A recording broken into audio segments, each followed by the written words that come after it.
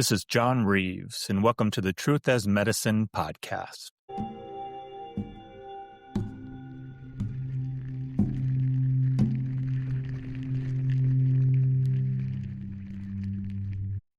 We acknowledge that we gather in Kent, Washington, on the homelands of the Coast Salish peoples, including Duwamish and the Muckleshoot Indian tribe, whose ancestors and descendants have long cared for the Green Duwamish watershed. We honor their ongoing relationship with these lands and waters. We pay respect to the Coast Salish elders and relatives, past, present, and emerging, and we commit to learning from and acting in reciprocity with the Indigenous communities who steward this place. Hello, everybody. Welcome to Truth as Medicine podcast. This is your host, John Reeves, and I have with me today one of my favorite providers. He is an osteopathic physician, currently working for a tribal health program in Oregon. I'd love to introduce you all to Dr. Paul Vitt. Dr. Vitt, welcome to the podcast. Well, thank you, John. I really appreciate this opportunity to talk with you, a friend and colleague in the field. And I always start these from a place of how each of us kind of remembers how we met, because I'm a full believer that a relationship, its origination has a deep impact on the purpose and the intention of their relationship throughout life if they end up being a lifelong friend. But as I remember our first meeting, and you may remember yours a little bit different, but I was working on the tribal health program there in Oregon. It was an expansion project, and we were currently going through the process of getting everything set up. And we got to the point in the project when we had to start recruiting providers, and we hit the ground. You were the only provider that we recruited and subsequently hired that walked right through the front door of the organization, right through the front door into the tribal office, and asked me by name, which I thought was amazing. That really speaks to your character and a lot of what we're going to talk about today. But that just resonated with me, and it stays to me to this day. From your perspective, do you remember the first day that we met? I do. And it was really interesting because I was working in a community clinic in Southern Oregon on the coast. It was a 6-month contract, and the clinic was having such difficulties that the writing was on the wall that it was going to be closing shortly. So I was reaching out for another opportunity because I really love the Oregon coast. It's really beautiful and a unique place to practice. And I was given the name of John Reeves, and someone said, you're a Native American tribe in Coos Bay. So when I was calling, I thought that I was making contact with an established healthcare clinic, Indian healthcare clinic in Coos Bay. Yeah. And I called the number, and a very nice receptionist, really very pleasant young lady, answered and said, well, let me connect you to Mr. Reeves' administrative assistant. So she did, and I explained that I was interested in applying for a job. And she said, well, let me connect you to John Reeves. So as soon as I had my opening conversation with you, John, and this is the truth, I really felt that it was a brother of the spirit, that your energy and enthusiasm for what you were doing really kind of echoed or mirrored the way I kind of approach life. And that was the initial conversation. And I guess about a couple of days later, I drove up from Bandon to Coos Bay and had the opportunity to come in and meet the good ladies that connected me to you. And they were just so warm and welcoming. I thought, this may be a home. And then I had the pleasure of meeting you. And then I knew it was a home. I remember that conversation dearly. I think my assistant at the time, she's like, oh, I know of this doctor. I've heard of him. Some of our tribal members actually see him in another organization, and brought you right back. And I think we must have talked for 3 hours or something, just sitting there in my office, just talking about our pasts and our experience in Indian country and with the tribal health programs all over the country. And we've kind of had a very interesting trajectory, which I find often because Indian country is such a small place. But we've worked at places up until this point, either before or after each other. But in this organization, the one in Coos Bay, was the first time that we got to actually meet each other. And it's been amazing. It's really been a wonderful friendship, and it'll be a lifelong relationship. I just can't say enough about you. So why don't you take us through, I'm interested in why you like to provide services in our community. Maybe start with your undergraduate and take me through your experience and how you ended up to where you are today. Well, thank you, John. But I say ditto to everything that you said. It was just a coincidental that I was directed to you, but I guess it was meant to be. I think so. All right. But to start with my undergraduate uh, education and how I wound up more or less where I am today. I graduated from Temple University. It's a state university in Philadelphia. And I was a pre-med student there. And I had a real interest in social psychology and social philosophy. I took a course on the mind-body uh, dichotomy and explaining why the mind is more than just a physiologic functioning organ in the body, that they're maybe not identical to just the brain function itself. The professor of the course was pretty well known in philosophy, and he sent my paper to a professor in Syracuse University who also was a specialist in that area, mind body philosophy. I went up and had an interview, and they enrolled me in their PhD program. I thought, whoa, I've had one philosophy course. That was really a shock. But the day I graduated Temple, I can remember it distinctly, I lived in an area in Philadelphia where they had row homes, and I literally had my cap and gown in hand. I remember it so distinctly as though it were yesterday. As I approached my home, went up the steps to the doorway, on the screen door was a Western Union telegram. I had never got that. I thought, someone congratulated me. This is wonderful.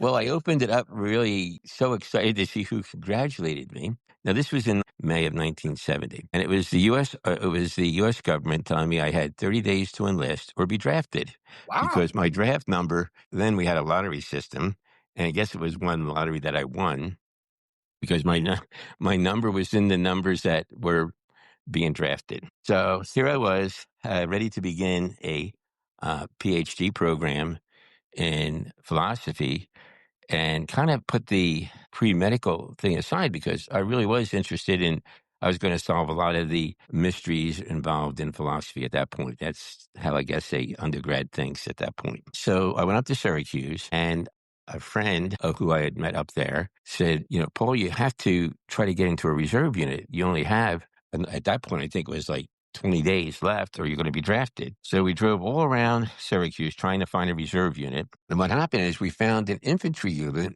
that was in downtown Syracuse, not too far from the university. And we went in, and they said, well, you're in luck. We have a few positions left, and you only have 6 days to either sign the paper or whatever they did at that time. It was 50 years ago.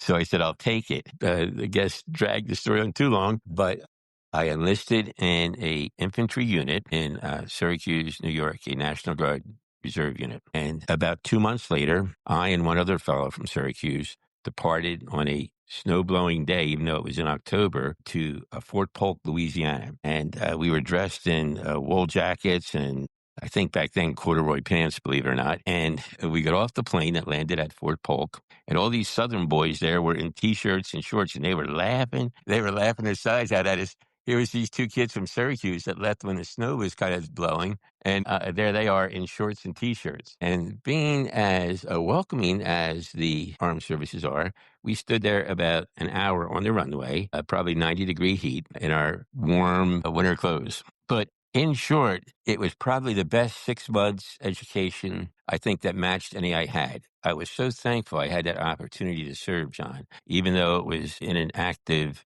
role in an infantry unit. The camaraderie of the folks that I was with, and the physical conditioning I was in and so forth, it was just a wonderful experience. And I wouldn't trade those 6 months. I know it's a long story for No, getting around to it. that's So, awesome. That's another parallel that we have, because I was in the military for a while, and a lot of my management philosophy actually comes from what I observed and what I resisted against in the military, because I was the worst soldier ever. But the guys I met still talk to this day. you know, it was just such a good experience that at the time, all my buddies that graduated when I did had real high draft numbers, and they felt sorry for me. And by the time I left active duty, I felt sorry for them. I thought every youngster should have the opportunity of serving. There's just something about it that you can understand what I'm saying, and others who have been in there. It's just a good education. Well, after I was released from the active duty phase of the infantry, I went back to Syracuse. And at that point, I thought, do I really want to do a PhD in social philosophy? Because one of the jobs they had for me is paying for my education was to teach undergraduate philosophy courses. I said, this isn't going to work. This is not going to end well. I've had, I had one philosophy course in college and I wound up here. So I thought, what am I going to do? I can apply for med school and that's going to take some time. And one of my dear friends was in Philadelphia and he was getting a master's in counseling. And I thought, well, that kind of fits into the whole area that I was interested anyway. And I thought, well, maybe I could give it a try. And then even then, maybe go into either psychotherapy or psychiatry. And this was a dear friend from college called me and said, Paul, why don't you come down here and give it a try? And I did. And this was a friend I had since high school. So we went through high school together, college, and graduate school. The reason I bring that up, he just passed away last week of cancer. I'm sorry. But he did come out this past summer, and we had some great time. So I got the master's in counseling, and at that point, I thought, I really would like to use that pre-med degree or that education I had from my undergrad degree. So in the interim, I had injured my back on a camping trip, and one of my friends said, "Look, why don't you try this osteopathic physician?" And I said, "Well, I don't even know what that is."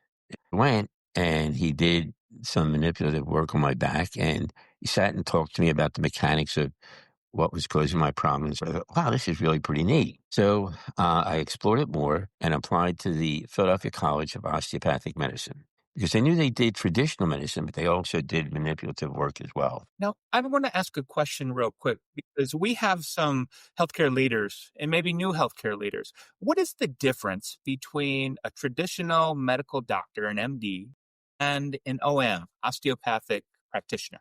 I just looked this up recently, knowing that we'd had this discussion, and the origin of it actually began in Indian country. Really? Yes, a fellow by the name, well, it became Dr. Still, Andrew Still was his name, was born in Virginia, and his father was an MD physician, and he went out to the frontier land, and I don't know exactly where, to help the Native Americans. He practiced medicine there. So he took his young son, Andrew Still, with him, and I guess they spent, I think, I may be wrong on the exact numbers, but probably close to 10 years. And in the interim, Andrew Still got his MD degree and the Civil War came along. And he served in the Civil War as a surgeon, I guess, and as a physician.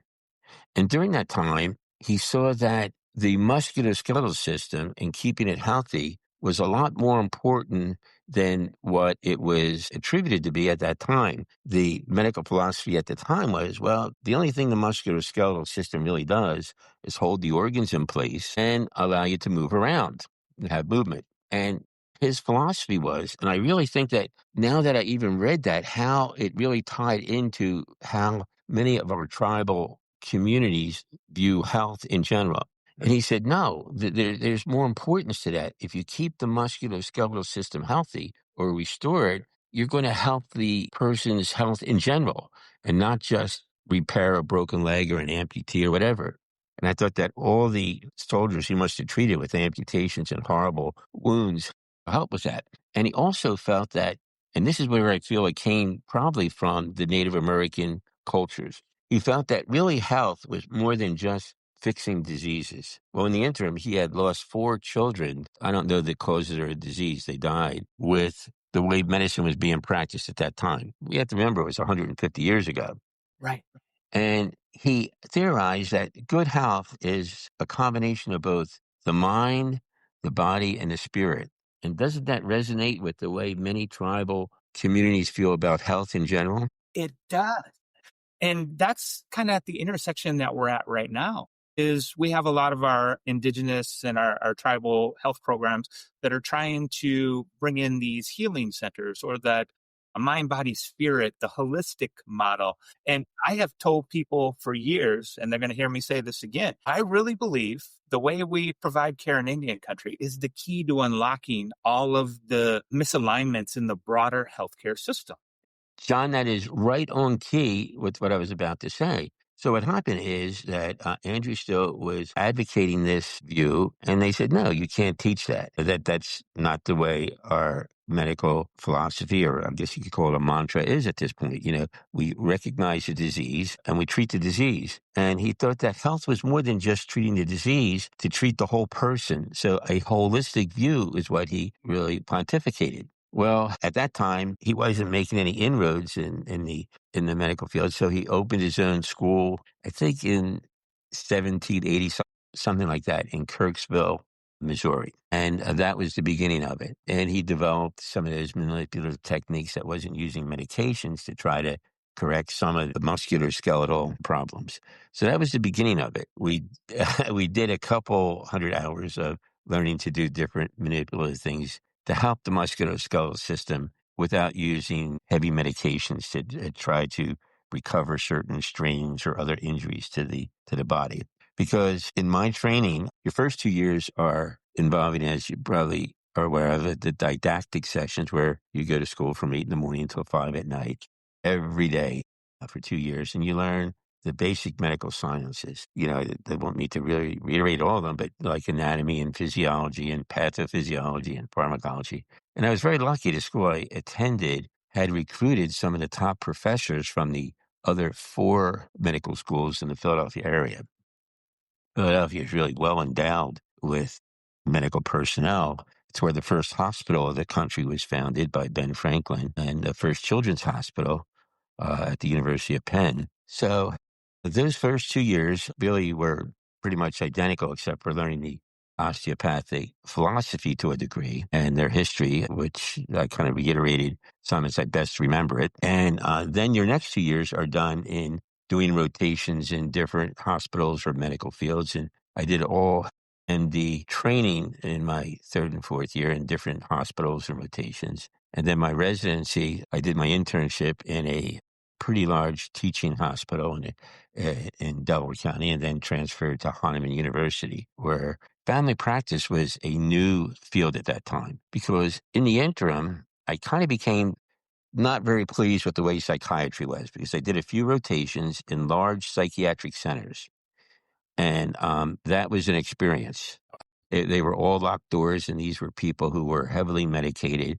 And I thought, is this what I want to do for a lifetime? I thought I was going to be working with people. Probably it would have been better if I had done some rotations in individual psychiatrist offices. But doing the large institutions kind of sent me in a different direction. I thought that maybe family practice would be good. I'd get to treat the whole person and from all generations and so forth. I was accepted in the Hahnemann program, which is one of the early ones in family practice. And it was a great experience. But I thought more about doing internal medicine than perhaps doing deliveries in obstetrics and some of those types of things. I was more geared towards internal medicine. That's exactly what we need. Sometimes when I'm talking to tribal health programs or somebody reaches out unfamiliar with the world in which we operate in, and a common question to me is, what kind of doctor should we be looking for? And I kind of define who you are. I say you need a doctor who has got a lot of years under their belt. I mean, you can still go after the ones that need loan repayment or the ones that we want to kind of groom for the future. But Right. a provider who has spent time in the trenches, who has been the only provider having to make a lot of decisions and see a lot of stuff coming through the door, which really rounds out that robust practice style. And, to your credit, I mean, you fit all of those criteria, but I have even heard some stories about you from other doctors who have said, what Dr. Vitt has sent us from a notes perspective is leaps and bounds beyond what we normally get. I think you have even diagnosed some things that the specialists were still questioning. What helped lead to that in this evolving story is I started moonlighting, working on the side when I was in my residency. And One of the places I did was in a suburban hospital in the Philadelphia area. It was a large hospital, a few hundred beds, and I worked the emergency room. And that exposure was great because I was introduced to a family physician who had his office in the hospital. And he was part of a big subspecialty group, and he was one of the few family physicians that was part of that organization in that group. And he invited me to join him. And what I loved about it is because my real love was doing internal medicine and taking care of really sick people. And here it was, an office in a big hospital. And we were so fortunate to be probably no more than 10 miles, probably a lot less, from four of the big medical universities in Philadelphia. So most of our staff was comprised of doctors from University of Penn and Hahnemann and Jefferson and Temple and so forth, and a little bit further south from Johns Hopkins. So there was such a great cadre of physicians there. I just was in love. I worked day and night because I just loved working in that type of educational environment. So I stayed for 25 years practicing a form of family medicine because we had so many good pediatricians and gynecologists that there really wasn't much need for me to do that, nor was it really even the state of the care when you have some outstanding subspecialists in all those different areas. So that's how it deviated a little bit from family practice.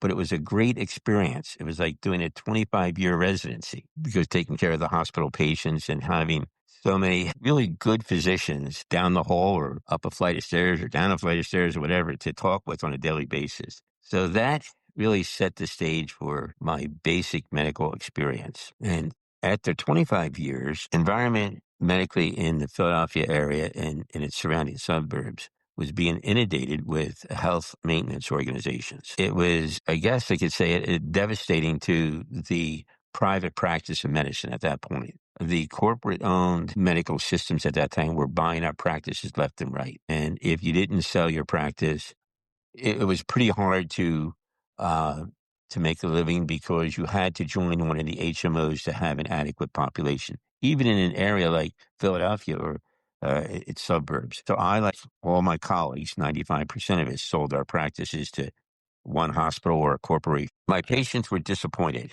because I wasn't able to give them the same type of care that I did when it was my practice and I owned it. So what happened at that point, I was unhappy and my patients were unhappy. I was looking for a different venue where I could practice the way I did for 20 some years. My wife, uh, Beth, saw a postcard come from a recruiter for a job in a small town south of Kansas City, a town of 3,000 people. And they wanted somebody with significant experience that could open up a federally sponsored family practice or a clinic that would incorporate a lot of the practices that a primary care family physician would do. So I thought, well, it may be an opportunity to get back to kind of like a private practice type of situation. So I flew out to Kansas City. The day I left Philly, it was snowing, and all the tulips that had been blooming were coming above the snow line. And it was quite a sight. We left there and landed in Kansas City. It was 70 degrees and sunny. Downtown Kansas City, Missouri is kind of a neat place. The next day, we drove south to uh, this small town of 3,000. And the first place we stopped was the hotel where we were going to be staying. And I asked directions to the hospital. And the young lady at the desk said, well, you go down to the traffic light and turn right. I said, okay, which traffic light? And she started laughing. She said, you aren't from here, are you? Well, she could tell by my accent. And I said, no. She said, because there's only one traffic light in town.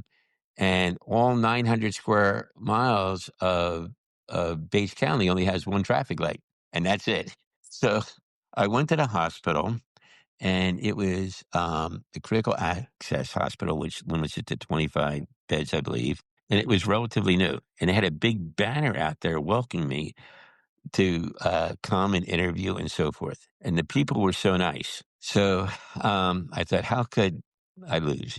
It was a good experience. I wound up staying for 8.5 years until the clinic was actually closed and bought up by a corporation. It's interesting how those things start in one area of the country and then they kind of work their way west. You're right. Yeah. Reliving it. Yes, and it was a real transition. I went from an area of 2.5 million people to an area of 3,000. The cattle outnumbered the people. You So heard it. anyway, lo and behold, Beth opens up another one of those, a recruiting letter. And it was from the Nez Perce tribe in Idaho. And I'd only ever been to Idaho one time in the southern part near their big city. And I really thought it was kind of neat. And what they were advertising for is someone with a great deal of medical experience who would be interested in being a medical director. So, this doesn't seem like such a bad idea. So, again, we traveled further west and were greeted by the tribal members with the Nez Perce and interviewed. And before I could attend the interview, there is, I guess it's part of the national park system, they have uh, a very nice educational building there right at the entrance, the western entrance of the Nez Perce reservation. And they had a big amphitheater there where you could view the history of the Nez Perce. So they said, why don't you go watch the films there? And they sent one of their young tribal members, a young lady. And when I saw what the Nez Perce had gone through, I wanted to shrink under the chairs, all that they had to go through to actually survive. That was the tribe that had as their patron leader, Chief Joseph, which there's a town of Chief Joseph there. They also were was the tribe that bred and developed the Appaloosa horse, which they used for hunting. That was the Nez Perce who actually developed that because their hunting territory was all the way to Yellowstone National Park. And they still had rights to harvest the buffalo that left the park grounds and surrounded it. And they went all the way to the eastern mountain range of Oregon. So it was a beautiful, beautiful area along the Snake River and the Clearwater River. It's just a beautiful, beautiful area. And their reservation probably stretched for, miles and miles. What year was that, Paul? What year was that? That would have been, let's see, that would have been 2012, I think. Okay. Did they have their new clinic and the Nimi Poo? Shout out to you all up in that area. Yes, it was the Nimipu.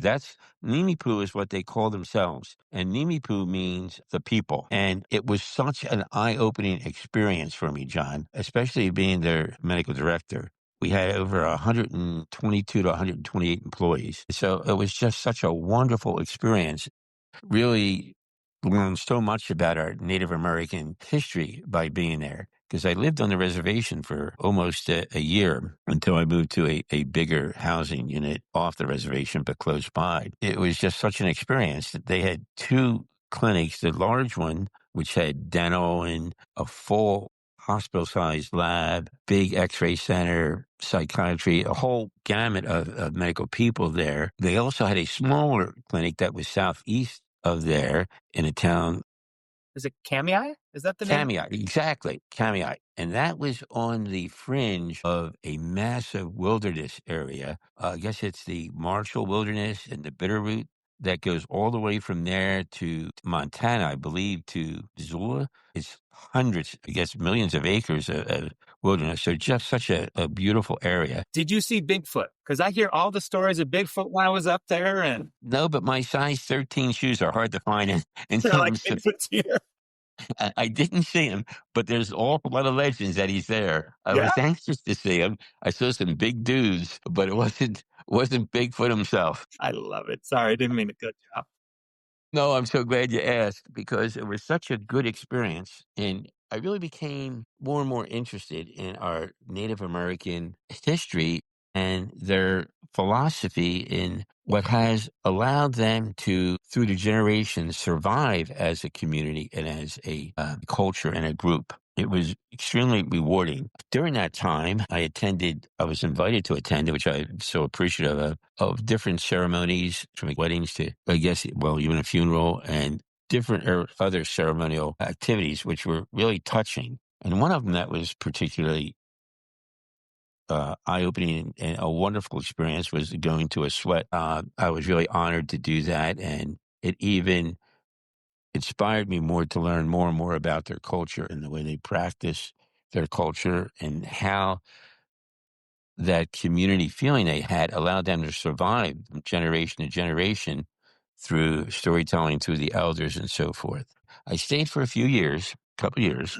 And one of the requirements of being a medical director is I had to attend a meeting in Portland, Oregon. That's where the headquarters for the Northwest Indian Health Services was, in Portland, Oregon. And when I was there, I had a tour of the Oregon coast. And once I saw the Oregon coast, I thought, well, as much as I love being there at the Nez Perce, maybe I could find a tribal experience on the coast. So it was a very, very hard decision to make. So eventually an opportunity came up and I was recruited and took a position with the Siletz tribe.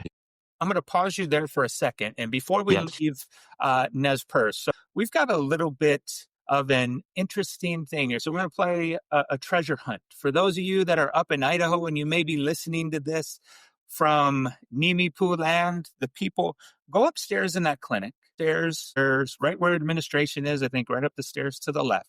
Walk right in. I think they still have some vending machines, and look on the wall. You're going to see a bunch of plaques, and you will see John Reeves' name as the hand games champion. I think it might have been 2013 or 2014. So whoever is able to locate that, take a picture and send it to me. I'll send you out something really special. But okay, I had to say that. And also, as we're transitioning over to the Pacific Northwest, a friend of mine, Candace, I know Candace, you work with Northwest Portland Area Indian Health Yes. Board. We were just talking to you the other day, Candace. Shout out to you and the great things that you folks are doing up there. Okay, Dr. Vitt, take us onward. Well, great. It was really hard to leave all the friends I had there. I was just thinking of how dear those memories are now as I age even further, of the friendships I made with the tribal members and especially with the elders. Their lifelong memories and friendships. They're with the Nez Perce. They're such a proud and great people. It was just a real honor for me to have the opportunity to serve them. And that was my really introduction into working in Native American health clinics. I left with some remorse that I was probably leaving. The day I left, I was told I had to go to the big gym auditorium that they had there. It was a meeting, and I said, look, I got to finish up these charts. And they said, no, you must attend. I said, all right, I'll go over. Well, all the employees were there, and it was like, I don't know how many, probably close to 100 folks there. And they presented me with a blanket, which is an important symbol for I know for our Northwestern Native Americans. And I was just touched by it. It was really something special. And then I even felt worse about leaving. Yeah. But I went and then served with the Siletz and then subsequently over to Grand Ronde because they had in proximity, had a relationship. And that offered even some different experiences that even endeared me more to working in our Native American facilities because the Grand Ronde tribe is a confederated tribe. There's several smaller tribes experienced the transition of moving from Southern Oregon and several different locations, tribes, and moved northward to where they are now in the Willamette Valley with a real hardship for the people. I don't know how many died in that transition of moving from the Southern Oregon coast. They weren't allowed to bring their traditional farming equipment or fishing equipment. It was a real eye-opening experience of what these people had gone through. But I really think that it built them a character that was passed on again through the elders from generation to generation of persistence and determination and bonding with each other. And it gives me goosebumps even as I say it, that they were so welcoming to me and incorporated me into so many of their tribal functions. Relationship between Siletz and Grand Ronde is a deep historic one. I don't know all the details about it, but they formed two different separate tribal entities back, I believe it was in the 1800s. And again, I could be wrong about that after the transition from relocating these dear folks from the southern part of the coast of Oregon to the Willamette Valley. But we used to have shared review of medical records and analyzing the quality of care between the two tribes. And they were in pretty good need of an additional physician at Grand Ronde.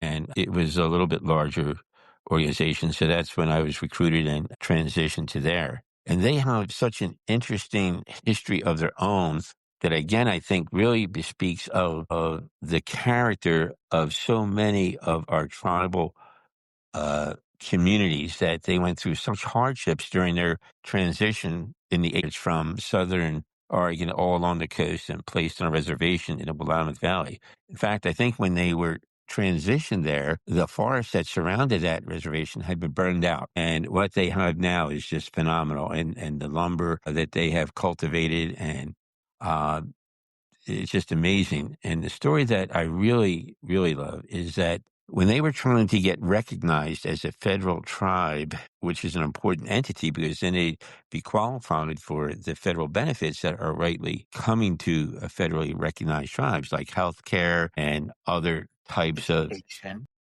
Exactly. And you could help me with that, John, knowing more about what a federally recognized tribe is entitled to. Yeah, it's really interesting. And the world that we operate in, or I tend to operate in, is that tribal 638 space. And you guys have probably heard me reference it in a couple of these episodes already, but briefly, because I'm a man of many words, it's basically a government to government relationship.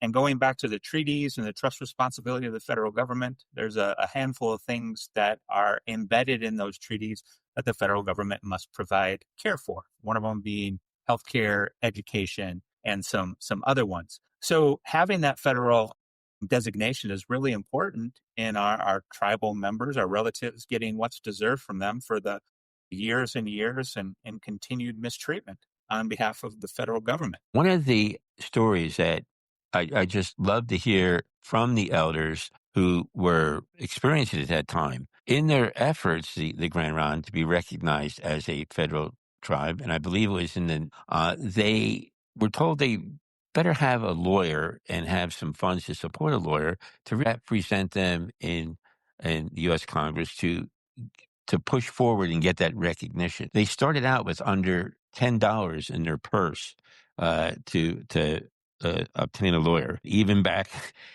in 1950s, you couldn't buy too much legal advice for $10, I suspect. So what the women of the tribe did, and others, I guess, of the elders too, is they opened up different stands for food and other handmade articles along the main road that traveled from Salem, Oregon, to the coast, like Lincoln City, which is one of the larger cities there on the coast. They raised so much money that they were able to obtain legal representation and subsequently got recognized by the government as a federal tribe. I think that speaks to the type of character that so many of our tribal members have imbued in their nature from hardship. And without having had the hardships they had, I'm not sure that they would have had that stamina and insight to do those types of things. Does that make sense? It does. And I've got to give a shout out to one of my close friends, Ashley, whose mom has been on council for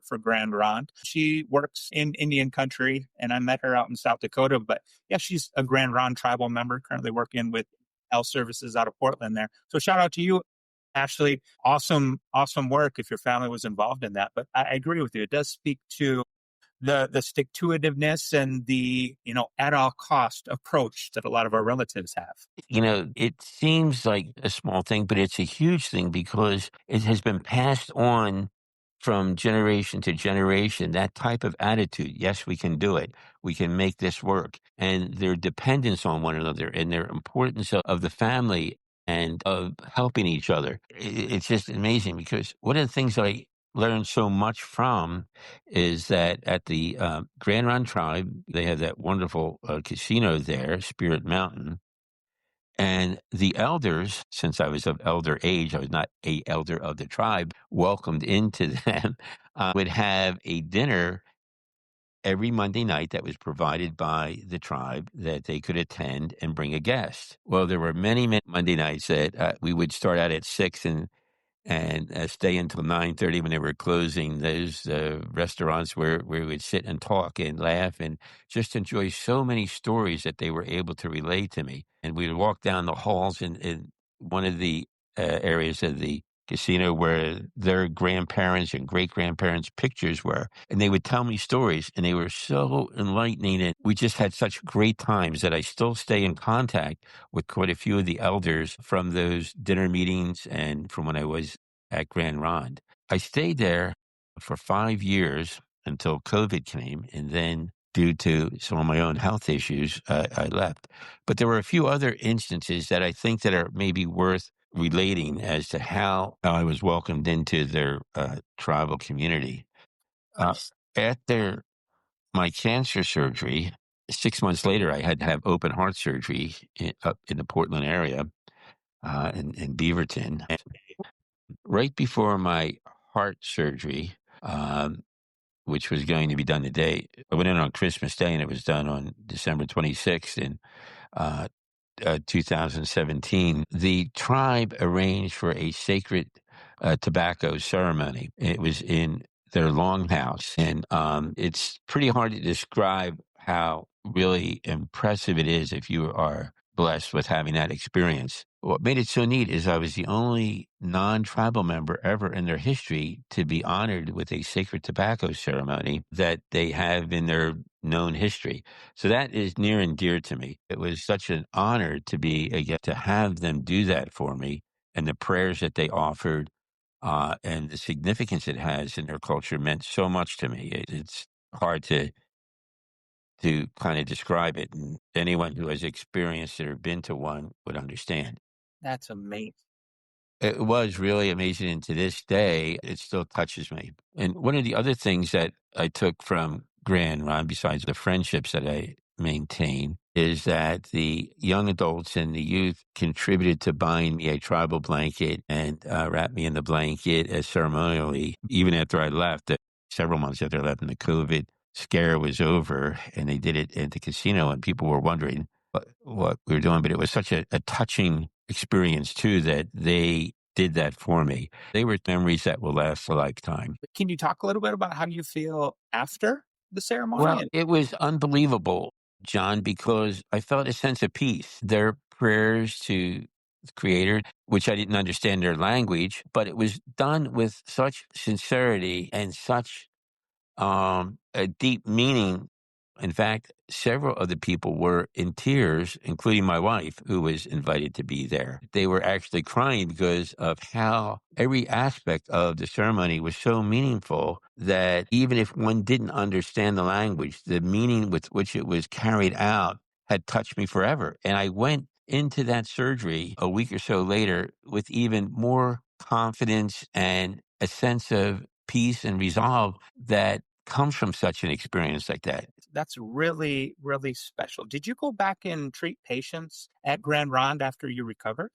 I did for a few years thereafter, and it made our Monday night dinners even more meaningful. Many of those elders weren't at that ceremony. Many of the non-tribal members working at the clinic wanted to attend, but as they said, this is a very sacred event, so it was limited. And I'm glad it was because it even added more meaning to it. But yes, I did go back, and I worked up until the COVID epidemic before the vaccines came out, and the other doctors were actively treating acute COVID patients, and I didn't think it was fair that I would be excluded.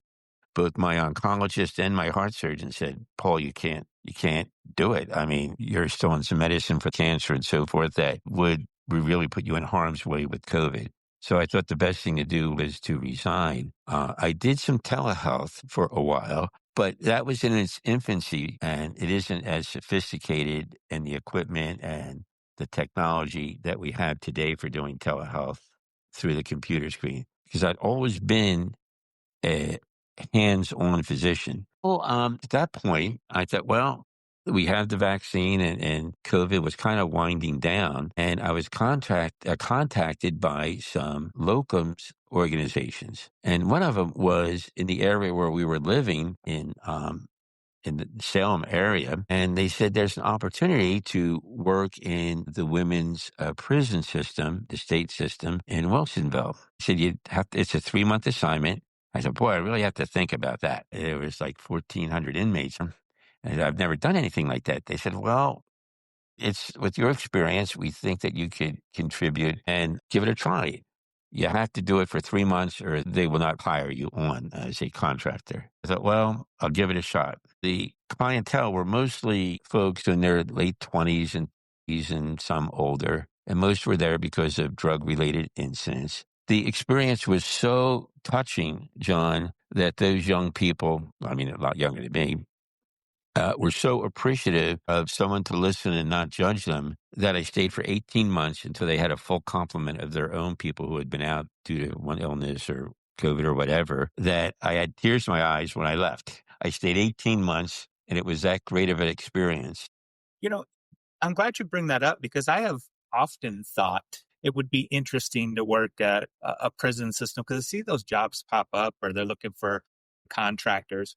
But, you know, I'm a little apprehensive. So it was really a good experience for you?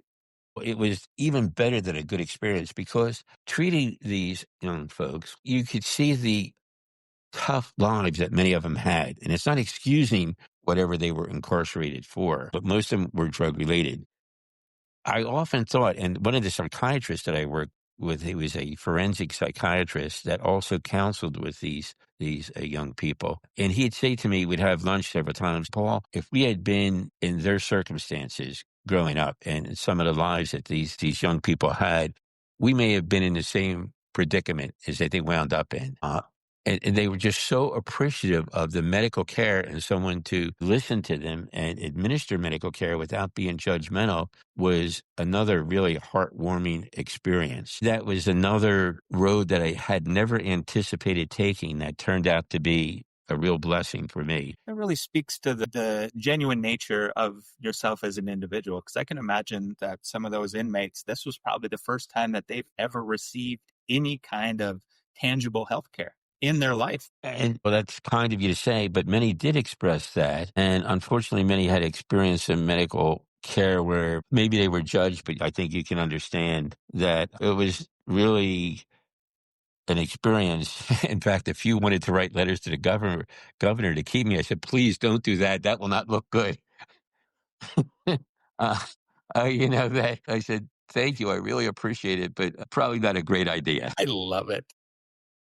That after I did that, I then did they had a full complement of their own people returning. Then I did a 6-month stint at the male prison near Hermiston. That was a little bit more trying, to be honest. Then it was a good experience. So many of those folks there really appreciated someone who was willing to look at them in non-judgmental eyes. I knew it wasn't parking tickets Right. that weren't paid, but I never looked up why they were there and just tried to treat them as with the medical science that we had. And I'd have to say that the people that were there working in both of those prisons, the nurses and the other medical technicians and all, had that same attitude. It was just an eye-opening experience. But what an important part that the officers who attended those units there, they were like extended family members. There's so many of those people, especially like in the women's prison. They really had their best care in mind and serviced it. It was just a wonderful experience. It would be like I said, going to the military during the Vietnam era was a wonderful blessing, even though the one wasn't I anticipated. Right. So It's interesting how those things shape our livelihood. And after that 6 month stint, I thought that actually I was even going to stay. The nurses wrote a letter to the director at the time that they wanted me to stay not as a contractor, but as an employee, which I thought was really kind of nice of them to do that. But I didn't get my notice that, yes, that would be okay until 2 weeks before my contract was up. So in the interim, again, using that one of the locums contracting companies, there was an opportunity to return to the coast in the Bandon area. And for those who aren't familiar with Bandon, it's a beautiful coastal area and one of the top golf courses in the country, in the top 10, ranked probably right behind Pebble Beach for those that are open to the public to play there, is Bandon Dunes. I was just a mile and a half from the entrance and never played once, even though I had been an avid golfer 35 years before we had children. So it was a beautiful area, and I worked there for 6 months until the clinic. And that's when that's we when joined John forces. Reeves, That's when John Reeves and his dear wife Pui came into my life. I love it. So let's pick up from there because that was a really interesting project. And for context, and for those of you that don't know myself nor Dr. Vitt from anybody else out there, we were working with a tribe that had had only a dental center for 20 years or a dental program, not really a center. And the tribe reached out to myself and my company asking if we could help them expand health system or their health system. And it was at that time, right on the tail end of COVID, when all that money was flying to tribes, and tribes for the first time, a lot of the smaller ones really had an opportunity to do something amazing in healthcare. Fast forward, Dr. Vitt was part of the team that we put together in the expansion from that dental practice into a full service FQHC lookalike, including behavioral health, medical, dental, and then kind of that holistic model. So Dr. Vitt, let's pick up from there and let's talk about how that clinic was put together. Like those early days of you and the nurse practitioner. You guys were sitting in, working on the policies in the boardroom right before the clinic was opening, and then that transition to the clinic and hiring all the staff. I'm interested from your perspective how that went or what that was like. Well, it was really, again, another great experience I had, John, because having to see someone who had the vision to how to organize from ground up a medical clinic with all the complexity of all the different issues and certifications and paperwork that had to be done, working with you and seeing how you orchestrated things was really a great experience. And I'm not just saying that very marginally. I really mean it, John, because both Vanessa and I, who is a nurse practitioner, and I were able to sit down from the ground up and build policies using what is the standard of care and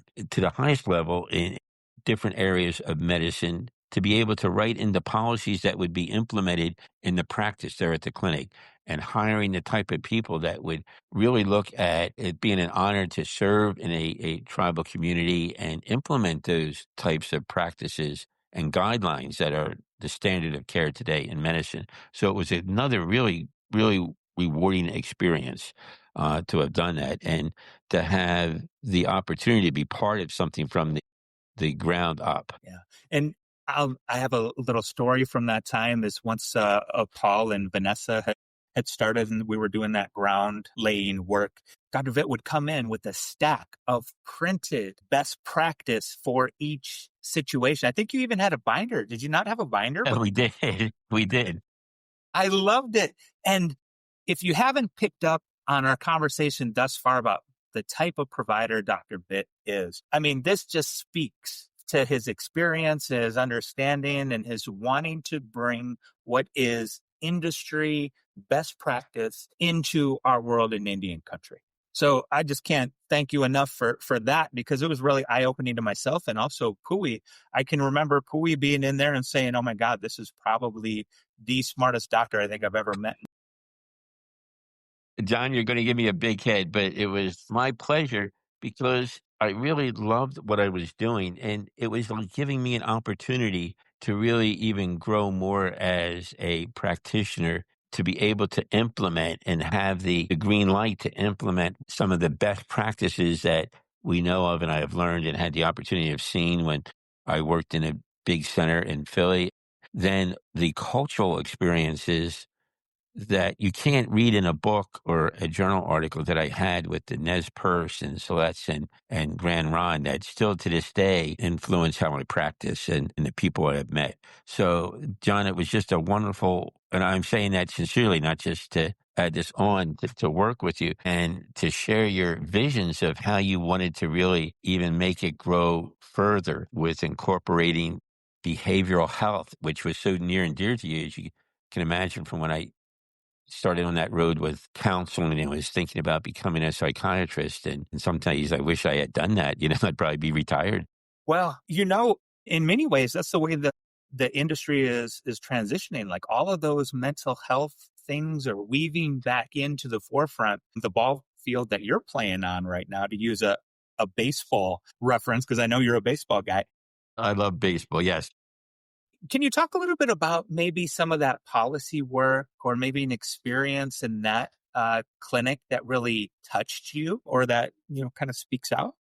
Yes, and John, you were insightful to hire the behavioral health team, starting with a psychiatric nurse practitioner, and we had a psychiatrist as part of the initial team, and the other counseling folks and social workers. And it was so nice to have the availability, and still to this day, where they were in one part of the building, and the medical practice was in the other part, where every day I would go over or every day to this day, and incorporate them into helping our folks, because it goes back to that holistic approach that we're more than just treating a disease of hypertension or diabetes or heart failure or coronary disease. We're treating people, and the incorporation of their mental health, not because they have mental diseases, but the wholeness of helping them deal with the anxieties and the stresses of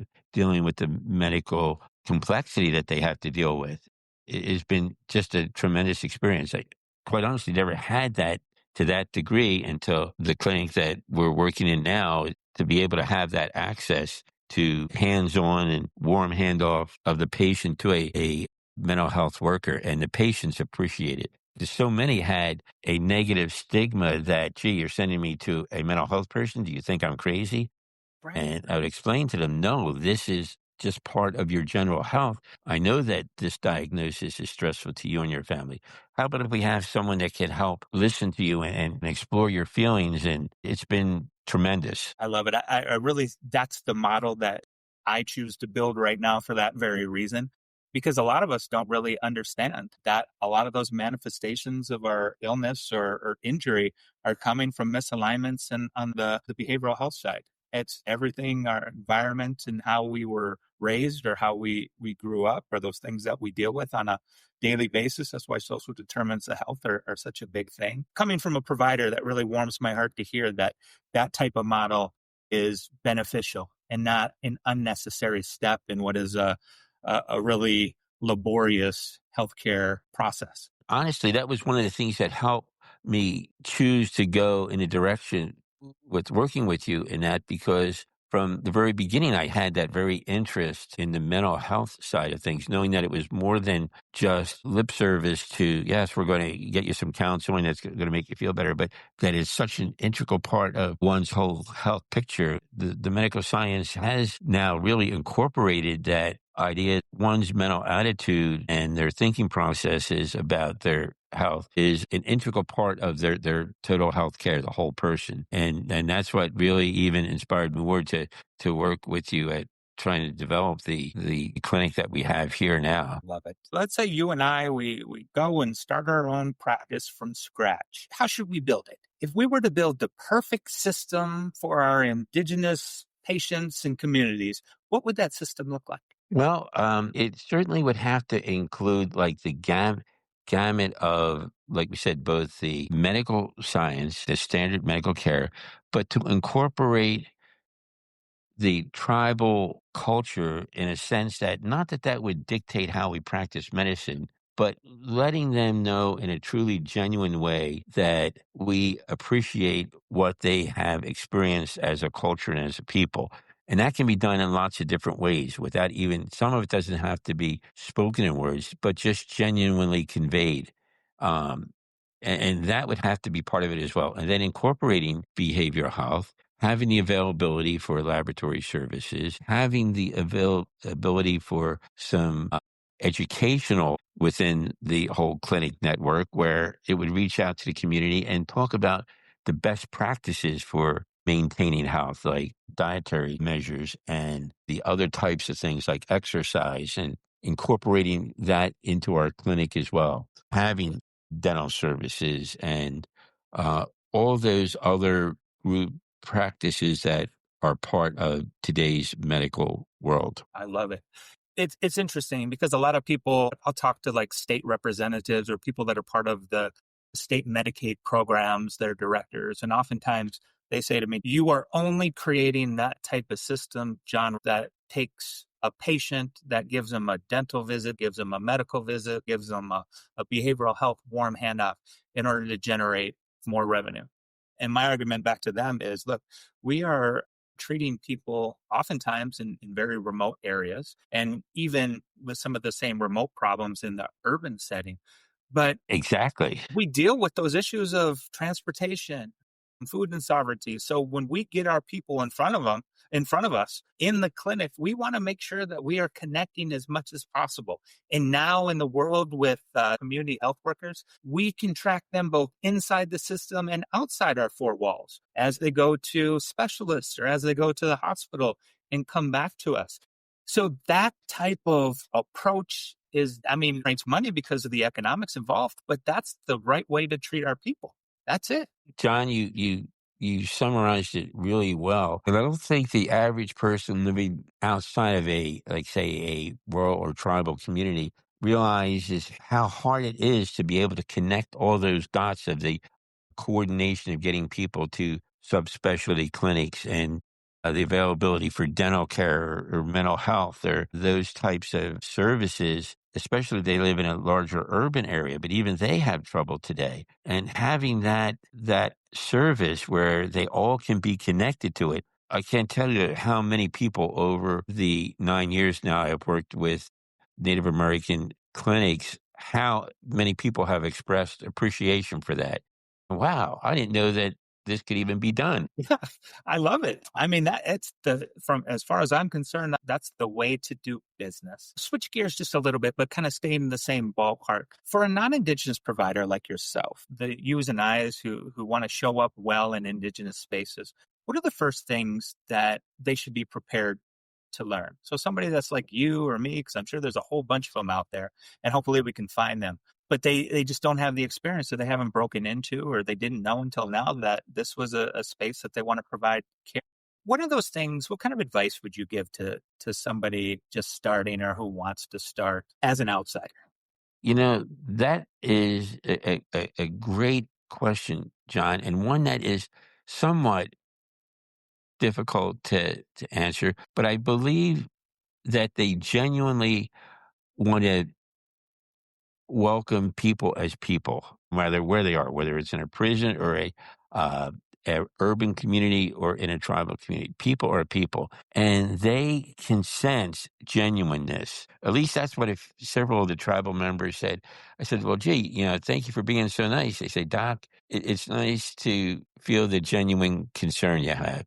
So I think the one primary goal, you can learn the rest about different techniques that different cultures have. But if you genuinely want to help people as a person, that has to be the starting point. It's not just a job, it's a calling, I say, that you want to really be part of a community where you can make a difference in persons' lives, young or old. That really resonates. I think it even goes to, oftentimes you have that old saying or something to the effect of, you can't train a personality. You can train skill sets, but you can't train Right. somebody's approach. And as long as you have the right approach, everything else will fall into place 9 times out of 10.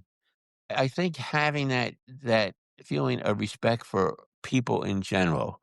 And again, I can't emphasize that enough that it's not just a job. You're connecting with folks that you can make a difference in their lives. And in turn, as a gift, they make a difference in your life from their own felt appreciation that you weren't seeking to obtain, but that resulted from genuinely interacting with people and feeling their needs at that time and listening to them and respecting their life experiences and the hardships that they went through, not only as all of us do as individuals, but as a culture.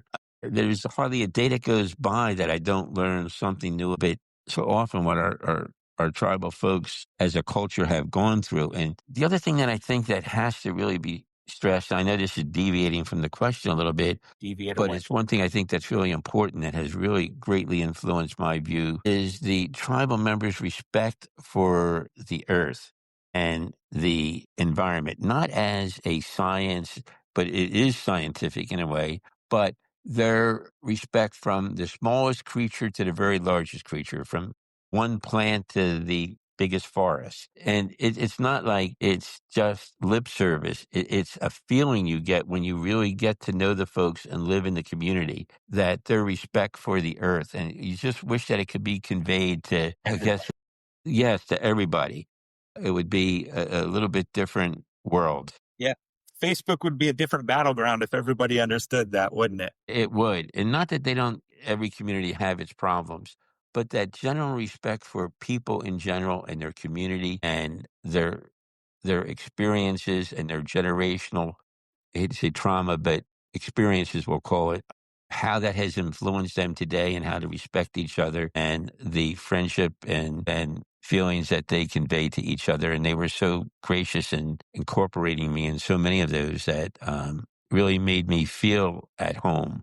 Uh, in the communities. And that's something that I would tell young folks that are going to enter into this community, enter it with a genuine heart of wanting to understand, and people are people, and just being genuinely interested in wanting to help them. And the reward you get is so much greater than what you give them, that you really feel it was a privilege to have been able to work in the communities like that, as opposed to the other way around. It's a privilege that they have you.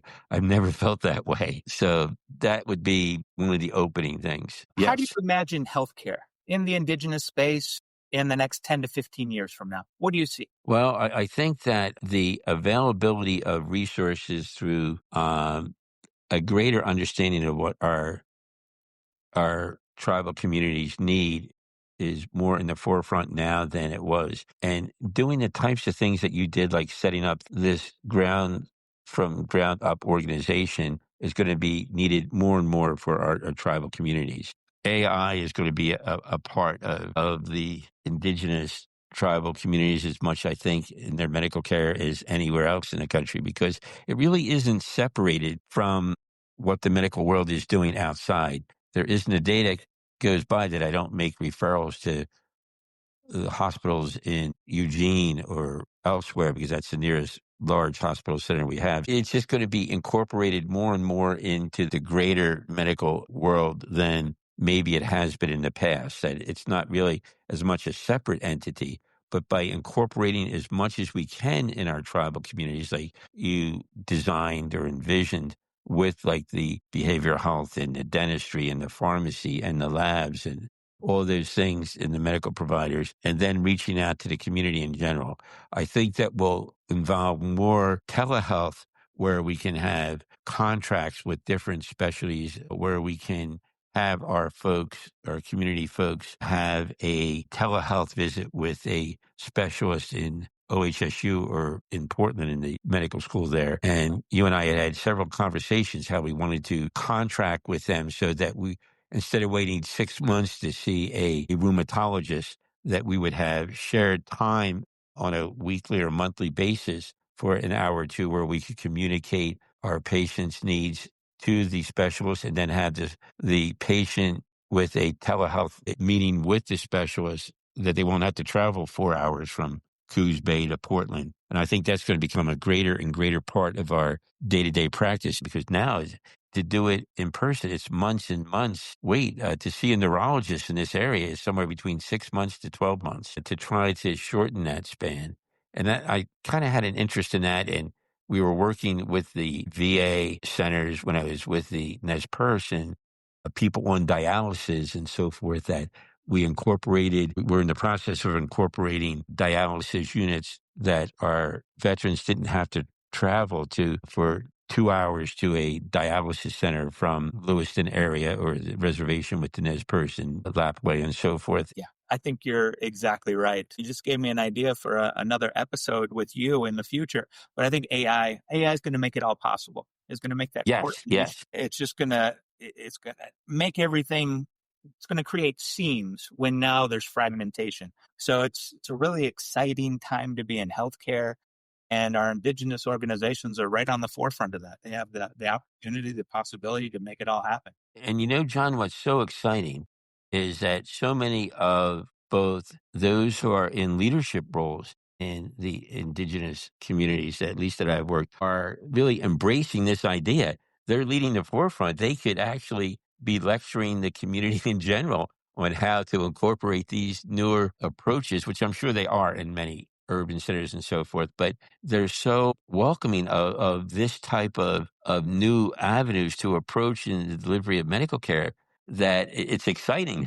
It is. I mean, we don't have in our world, we're not big organizations, so we're very nimble. And our nimbleness is going to be to our benefit in our ability to adopt these things and really create the framework, because the industry is going to come, but they're going to come kicking and screaming. And because of that, we're going to be on the forefront and driving a lot of this change. And that's why another reason why I say the world in which we operate right now in Indigenous healthcare is going to be the key to the broader industry and how we create care for everyone, not just Indigenous patients. Well, Paul, it has been a delight to talk to you and to learn a little bit more about you. Thank you for your perspective and your experience and telling us what it's like to be a provider serving Indian country and even, other environments. I really Oh, well, appreciate your time. I just really appreciated this opportunity, John, but I enjoyed it. And I truly and honestly feel that what you offer in Pui to build these tribal communities, I can tell you from having experience with the folks, as well as those that were already established, is truly, truly appreciated by the folks themselves. But thank you both.